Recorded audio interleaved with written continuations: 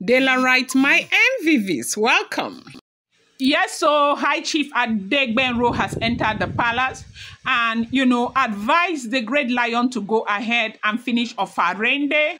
That the Great Lion should not bother about, his public appearance with the jewel. That he should just finish Ofarende and, do the forest ritual later. That is the best option right now, instead of putting himself under this kind of tension, because there's so much tension in the palace right now. Now, as we're hearing what is going on, Chief Adégbénró Atẹ sat quietly at the edge of the palace gathering, his face serious, his eyes scanning the tension-filled room. The palace was buzzing with whisper, with murmurs of worry and fear, and everyone was aware of, the problem that had come up. Of course, we are aware of the confusion that came up with this drama with the jewel, refusing to enter the forest. But a lot of people said that they chose that forest and decided that it is mandatory for the jewel to enter the forest because they know that she will never go. Nothing will ever make the jewel enter that forest. The Great Lion will not agree. So the jewel did not agree to go for the forest ritual.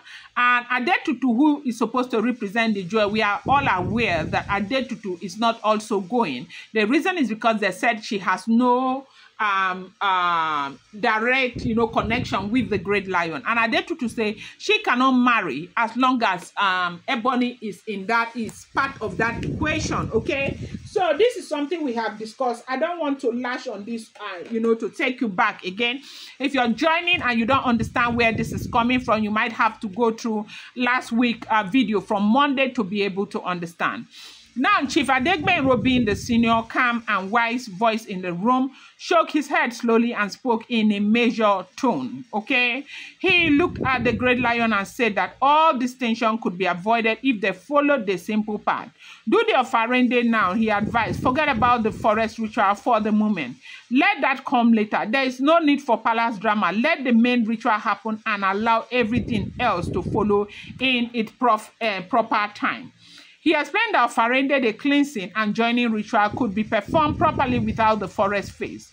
The palace could be calm, the ceremony could happen, the jewel could be spiritually reunited with the Great Lion again, and the tension, the whisper, the argument, and the anger could all be put to rest for now.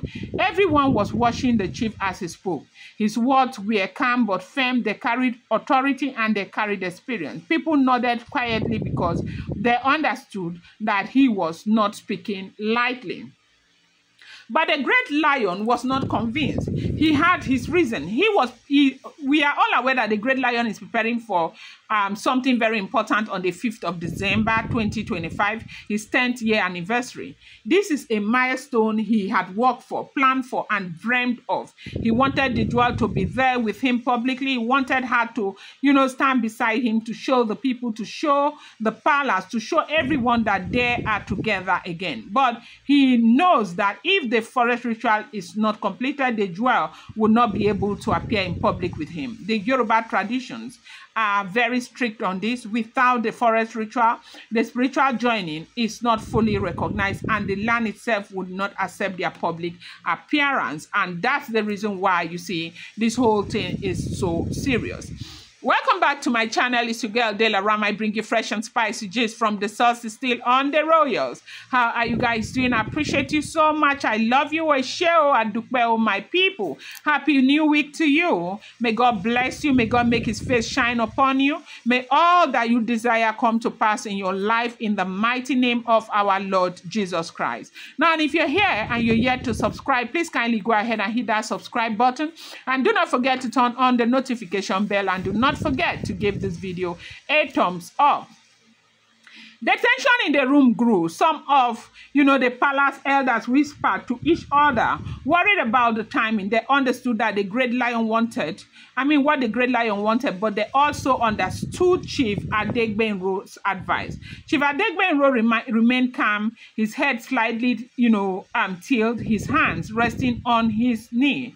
He spoke again, this time more emphatically. He said the palace drama, the argument over the jewel entering the forest, the shouting, the resistance was not helping anyone. He reminded everyone that the jewel refusal is based on her faith and that could not be changed overnight.